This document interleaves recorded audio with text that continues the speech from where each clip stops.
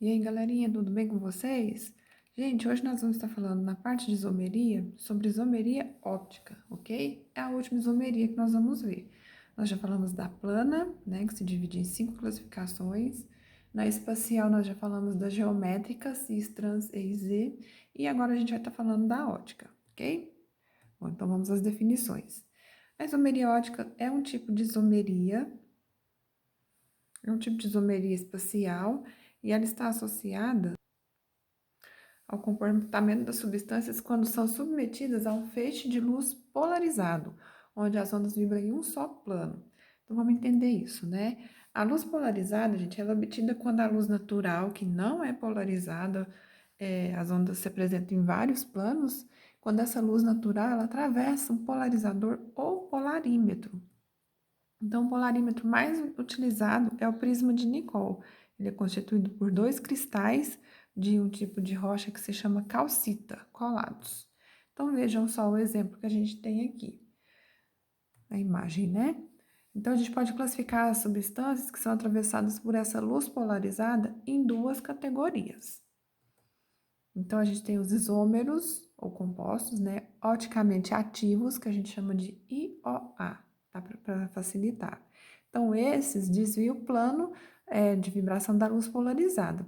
Esse desvio pode acontecer nos dois sentidos, podem observar aqui na figura, né? Esse sentido, olha, pode ir para a direita, né? A luz pode ser desviada para a direita. Quando isso acontecer, é chamado de destrógero, o dedo do dexter, que vem do latim, que é direito, tá?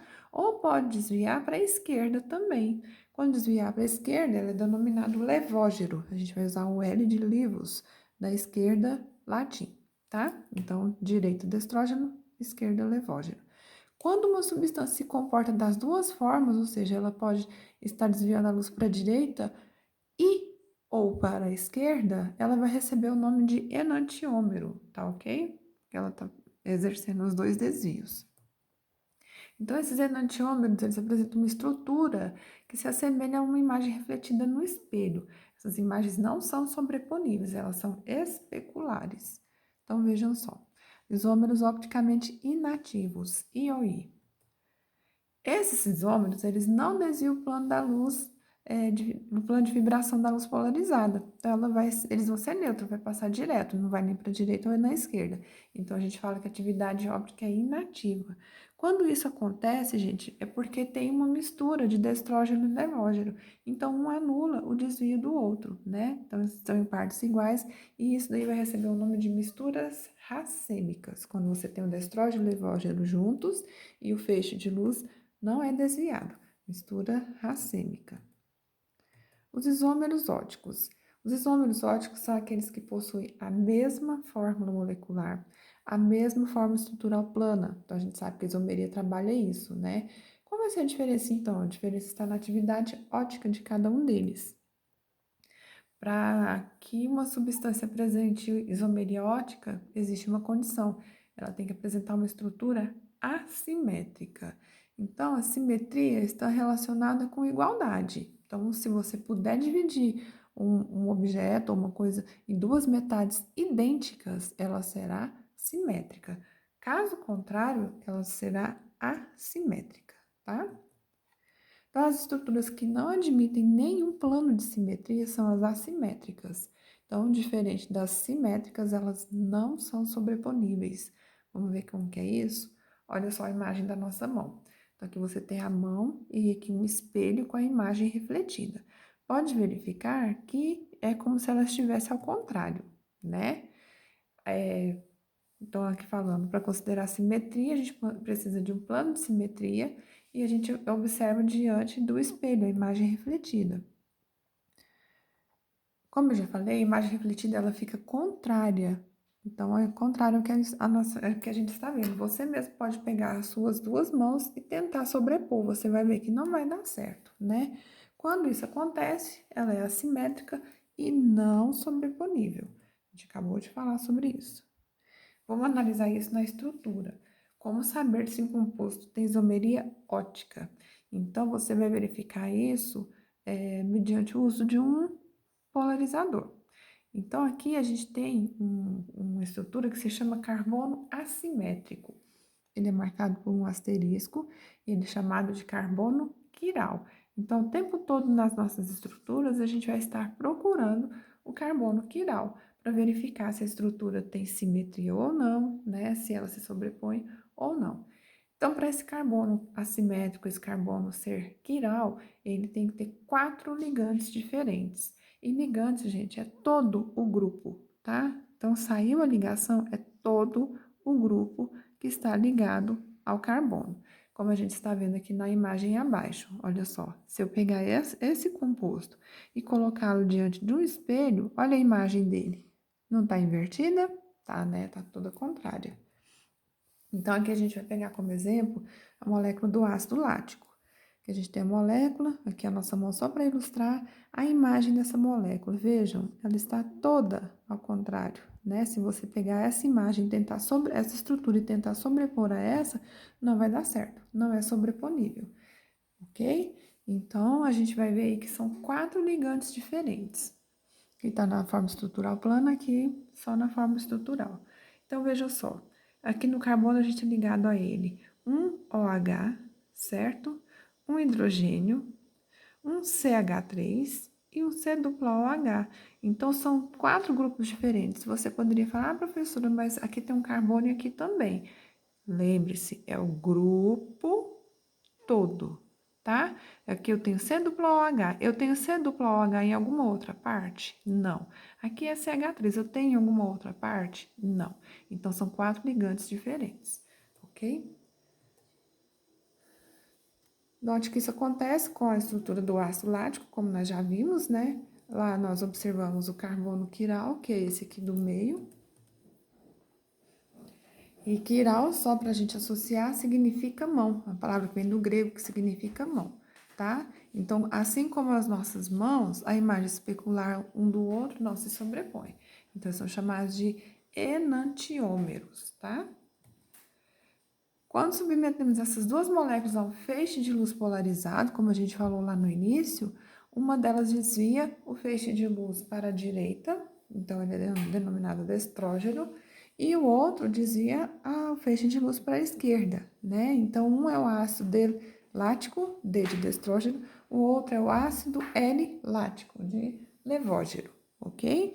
Esse ácido lático é obtido pela ação de bactérias no extrato da carne, nós também produzimos o ácido lático, né? A partir da fermentação da sacarose. Portanto, esses dois compostos são isômeros óticos, ok?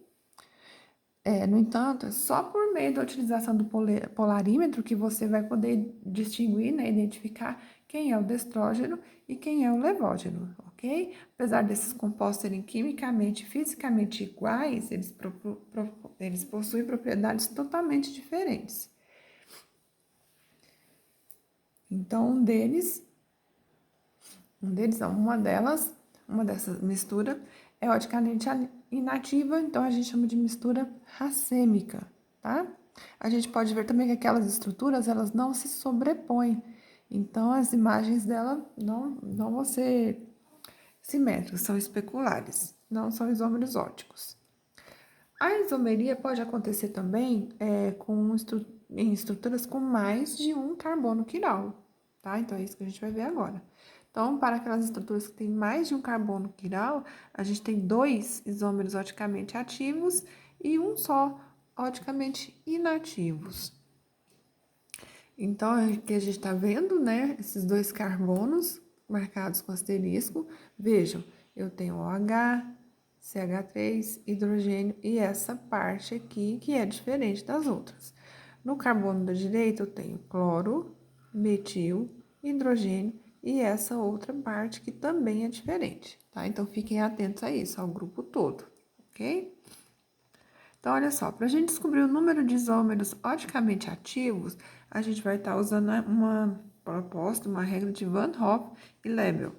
Então, a gente tem 2 elevado a n, onde n é o número de carbonos quirais que você tem, né? Para você saber o número de misturas racêmicas, você vai usar 2 vezes n dividido por 2, tá? Que não é elevado, não é vezes, falei errado. Então, como eu já falei, n é o número de carbonos quirais. Então, vejam, essa estrutura tem 2 carbonos quirais. Qual vai ser o número de isômeros oticamente ativos que consegue desviar a luz pelo polarizado? Para direita ou para esquerda? Então, fica 2 elevado a n, então vai ser igual a 4.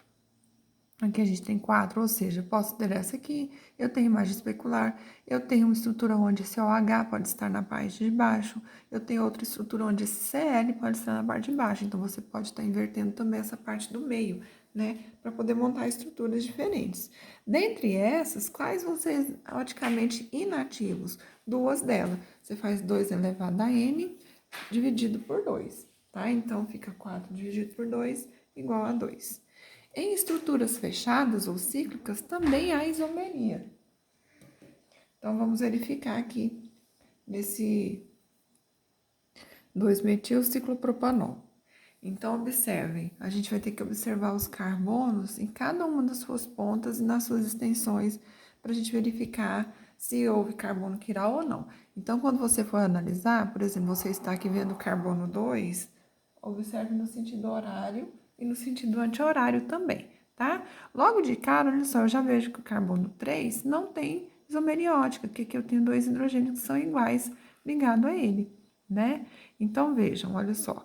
Aqui no carbono 1, eu tenho H e OH.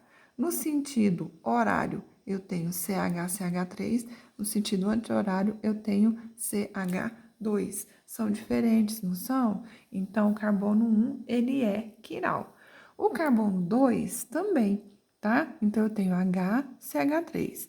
Para a direita, aqui no sentido anti-horário, CHOH.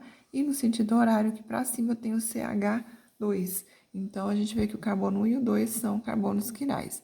Aqui é só a explicação do que a gente acabou de falar, tá? No carbono 1, a gente tem H e OH, na outra ponta, CH2, CH3, né? Aqui também no sentido do CH2, tanto no sentido horário quanto anti-horário, mostrando quais são os ligantes de cada um deles para justificar se são quirais ou não, ok? Então, pessoal, a isomeriótica é isso.